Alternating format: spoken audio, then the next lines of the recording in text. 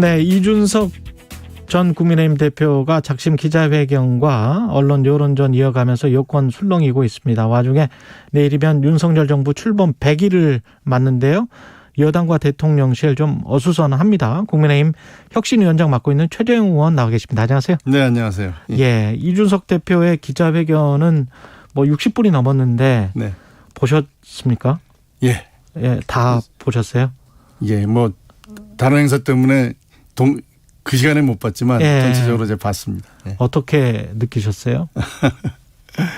좀 지나치게 거친 표현들이 좀 많이 나왔죠. 예. 예, 그렇지만 비대위 설치로 이제 당대표 권한이 뭐 상실됐잖아요. 예. 거기에 대한 본인의 소회, 그리고 저는 뭐 그 감정적인 어떤 그런 것도 있었지만 당이 안고 있는 문제가 뭔지 또 당의 체질을 어떻게 변화해야 될 것인지에 대한 뭐 담론도 함께 제시했다고 봅니다. 아, 그래요? 예. 예. 그래도 긍정적인 부분이 좀 있었다.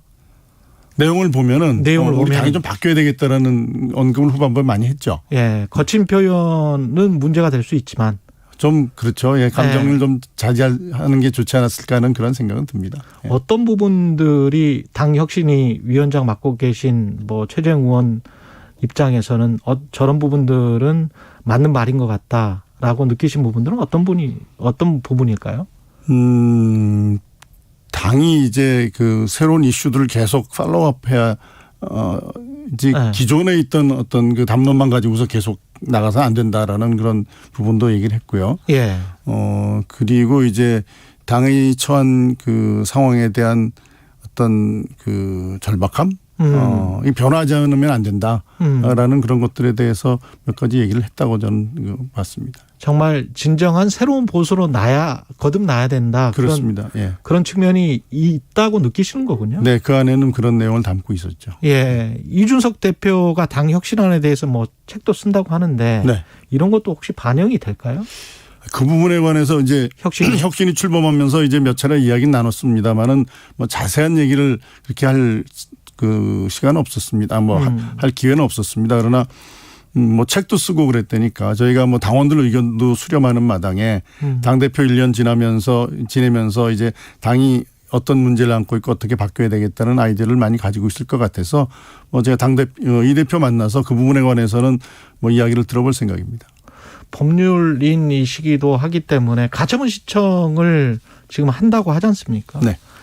그 어떻게 생각하세요?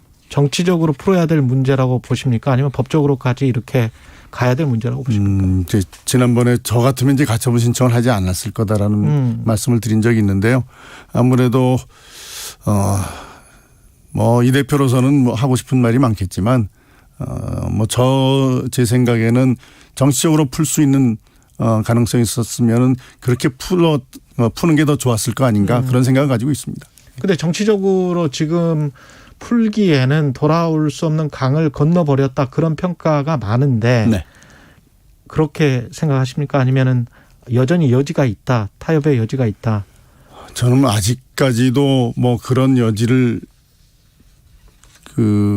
가지고 예. 뭐 이 대표나 또는 뭐 윤 대통령이나 좀 더 소통하고 다시 한번 같이 갈 수 있는 길을 모색할 필요가 있다는 생각이 듭니다. 지난번에 그 대선 과정에서도 많은 우여곡절을 겪지 않았습니까? 예. 근데 이제 금년 초죠. 그때 이제 뭐 이 대표 탄핵한다 그럴 상황에서 이제 그 당시 윤 후보가 가서 이제 이 대표와 함께 가는 그러한 모양새를 취하면서 결국은 이제 대선에서 승리하는 그러한 정권 교체를 이뤄내는 그런 결과를 얻었습니다. 그래서 저는 아직도 그 부분에 대해서는 우리가 힘을 모아서 다 함께 해도 참 이 난구 헤쳐나가기 쉽지 않은데 예. 자꾸 이렇게 누구를 배제하는 거는 좀 좋은 방법은 아니다. 어떻게 해서든지 같이 가야 된다. 가능성이 있다. 그 가능성을 이제 포기해서는 안 된다라는 생각을 가지고 있습니다. 근데 그 전에 그러면 일어났던 갈등의 본질은 이준석 지금 전 당대표가 생각하는 것처럼 자신을 쫓아내기 위한 어떤 세력, 당내 주류 세력의 어떤 움직임이었다 이렇게 판단을 하시나요? 뭐 그런 면이 있죠. 그러나 이제 저는 이 문제는 윤 대통령께서 큰 틀에서 좀 한번 푸실 수 있는 그러한 좀 그 여지는 있지 않나 그렇게 기대하고 있습니다. 큰 틀에서 한번 만나야 된다. 이준석 당대표. 그렇죠. 만나서 한번 허심탄회하게 오해 있으면 풀고 그리고 적어도 크게 봐서 같이 가는 지향점은 저는 같다고 봅니다. 윤 정부가 정말 성공적으로 국정 수행하고 총선에서 승리하고 정권 재창출하는 거기에 대해서는 뭐 두 분의 그 견해가 다르지 않다고 생각하고 예. 그렇다면은 좀 그 지역적인 문제에서 뭐 가는 노선이 다르다든지 좀 차이가 있다 하더라도 그런 건 충분히 극복할 수 있는 문제가 아닌가. 저는 그렇게 생각합니다. 그렇군요. 주호영 위원장이 곧 뭐 통화하고 만난다 거라고 이야기는 했는데 주호영 위원장이 만나는 것보다는 대통령이 만나는 게 맞다. 두 분 다 만나야 한다. 그렇죠. 뭐 이 문제의 갈등의 어떤 가장 뭐 근본은 예. 두 분 사이에 어떤 뭐 좀 소통이 예. 제대로 되지 않고 이 대표는 뭐 중간에 뭐 전달하는 사람의 문제도 뭐 이야기를 한 것 같습니다만은 그렇죠. 예. 두 분이 직접 만나서 좀 풀고 그러는 과정이 있고 그게 또 정부나 또 우리 당을 위해서 저는 필요하다 이렇게 생각합니다. 위원장님이 혹시 중재 역할을 하실 수 있는 그런 계기는 없을까요? 지금 상황에 뭐 제가 이렇게 나설 여지가 있는 건 아닌 것 같고요. 결국 두 예. 분이 해결해야 될 문제가 아닌가 생각합니다. 그 비대위가 출범을 하게 되면 혁신위의 위상은 어떻게 됩니까? 그 관계 정립이 좀 모호해질 것 같다는 우려도 있습니다만은. 이제 주 위원장이 이제 혁신과 변화에 대해서 강조를 하셨죠. 그래서 그러나 저는 그 주 위원장의 발언 취지가 뭐 어떤 혁신위가 해야 될 일을 비대위에서 직접 하겠다 이런 취지가 아니라 혁신위하고 적극 소통하고 또 혁신안을 적극적으로 수용하겠다 뭐 이런 뜻으로 이해하고 있습니다. 오히려 비대위 출범으로 혁신위의 그 책임이 좀 더 무거워지지 않았나 그렇게 생각하고 있습니다. 그러면 혁신위에 혁신안이 나오고 이런 과정이 좀 진행이 돼서 그 나중에 전당대회를 하는 게 맞습니까? 어떻게 생각하세요? 비대위 기간 중에 충분히 이제 혁신안이 마련된 다음에 그 다음에 전당대회를 하는 게 맞습니까? 아니면은 전당대회는 전당대회로 가고 혁신위는 계속 이렇게 운영이 되는 게 맞나요? 저는 전당대회 시점에 관해서는 뭐 혁신위와 관계없이 여러 가지 고려할 점들이 많이 있을 겁니다. 예. 그래서 전당대회 뭐 제 생각에는 전당대회 시점과는 관계없이 혁신위는 가는데 전당대회가 뒤로 미뤄질 경우에는 어차피 혁신 그 안을 수용해야 될 지도부가 비대위이기 때문에 그렇죠. 비대위와 이제 소통하고 또 비대위와 함께 혁신에 관해서 논의할 필요는 있다고 봅니다. 지금 비대위원 가지고도 인선에서 여러 인물들이 물망에 오르고 있는데 최 위원장님께서는 혹시 직접 혁신위원장으로서 비대위에 참여할 의향은 없으신가요? 뭐 비대위원장이 결정하실 문제인데요. 아직까지 뭐 저에 대해서는 비대위 참여에 관해서 뭐 의향을 물어보시지는 않았습니다. 그렇군요. 1호 혁신안 발표 초읽기에 들어갔다 이런 보도가 나오고 있는데요. 어떤 논의들이 됐고 공천과 관련된 것이겠죠? 지금 뭐 저희들이 논의하고 있는 내용 중에 공천 관련해서는 이제 공간이 권한 중에 예. 후보자 적격 심사 권한을 윤리위에 좀 분산시킬 필요가 있지 않느냐. 그리고 적격 심사 기준을 좀 강화해야 될 필요가 있지 않느냐라는 논의도 있고요. 그 다음에 이제 공직 후보자 능력 검정 시험 PPAT라고 하죠. 예. 일부 보완해서 이거를 자치단체장이나 국회의원들에도 좀 확대 적용하는 문제. 그다음에 당내 인재 육성 시스템을 좀 정비해서 예측 가능한 정치적 그 성장의 사다리를 만드는 문제 뭐 이런 것들 논의하고 있고요. 예. 그다음에 당원의 뭐 교육 훈련, 그다음에 아젠다 중심의 당 조직 운영 뭐 이런 것들도 저희들이 함께 논의하고 있습니다. 이르면은 8월 중에 그 중에 일부 정리되는 완성되는 혁신안을 발표하려고 지금 추진하고 있습니다. 이준석 당대표가 그 일부 의원들에 관해서 험지에 가서 출마해라. 네. 뭐 이런 이야기. 물론 이제 감정이 좀 실린 이야기일 수 있겠습니다만은 정치적으로 보면 민주당이건 국민의힘이건 아주 쉽게 이제 당선되는 지역이 있고 그럴수록 또 중진들이 잡고 있는 지역이지 않습니까? 그런 것들을 좀 개혁할 수 있는 그런 방안 같은 거는 있나요? 뭐 특정인을 대상으로 한 공천안을 만든다는 건 적절치 않고요. 그렇죠. 예, 전체적으로 이제 객관적으로 예측 가능한 시스템을 만드는 거는 저희들이 여러 각도에서 고민하고 있습니다. 예측 가능한 시스템. 근데 그게 어떤 신구 물갈이랄지 정치 혁신이랄지 이런 쪽의 방향인 건가요? 어떻게 될까요?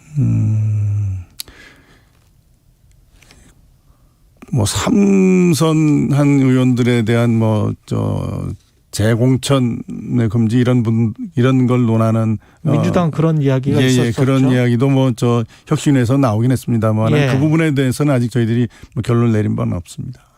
그렇군요. 그 윤석열 정부 이야기를 좀 해야 될 것 같은데 지금 현재 취임 내일이면 100일입니다. 네. 몇 점이나 주실 수 있어요? 지금 이제 국정 수행에 대한 지지도가 출범 당시보다 많이 내려서 30% 내외 요 정도 여서 이거는 분명히 성찰할 점이 있다고 봅니다. 그러나 아직 시험이 끝나지 않았는데 점수 매기는 거는 좀 적절치 않고요. 아직 시험이 끝나지 않았다. 아직 4년 남아 있고 그렇기 때문에 시간은 충분하다고 이 국정에 관한 국민들의 지지를 회복할 시간은 충분하다 이렇게 생각하고 있습니다. 지지율이 낮은 이유가 계속 이렇게 떨어지는 이유는 뭐였다라고 생각을 하십니까? 취임 초부터 생각하면 그때는 한 50% 정도 됐었는데. 우선 몇몇 인사에서 지난 정부와 좀 그 차별성이 없는 그러한 좀 행태를 보인 것들이 좀 문제였다. 그리고 인재풀이 좀 너무 좁고 자기 가까운 사람들만 중요하는 그런 모습을 보여주지 않았느냐 하는 면이 있고요. 그 다음에는 현재 그 당내 갈등 문제도 전체적으로는 당이나 국정수행 지지도의 하락과 무관하진 않다고 봅니다.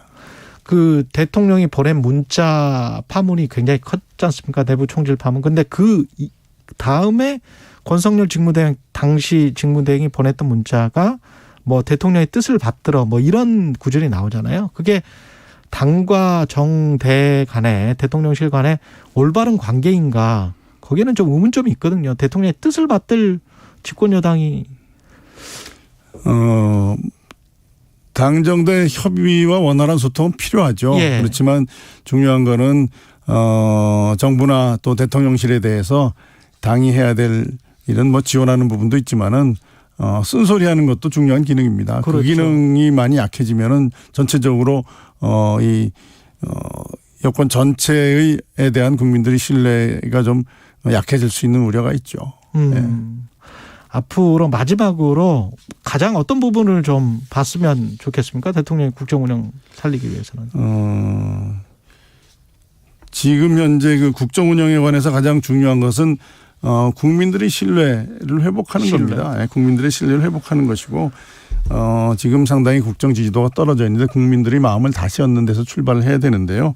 그러기 위해서는 우선 국민들이 공감할 수 있는 비전과 가치를 제시하고 설득을 해야 된다. 그리고 또 하나 중요한 거는 이제 국민에게 정말 지도자로서의 강한 리더십을 보여주는 것도 필요하고 또 민의에 겸손하게 하여튼 귀 기울이고 거기에 빨리 반응하는 것 그런 걸 보여주시는 것이 저는 필요하다 이렇게 생각합니다. 국민의힘 혁신위원장 맡고 계신 최재형 의원이었습니다. 고맙습니다. 네, 감사합니다.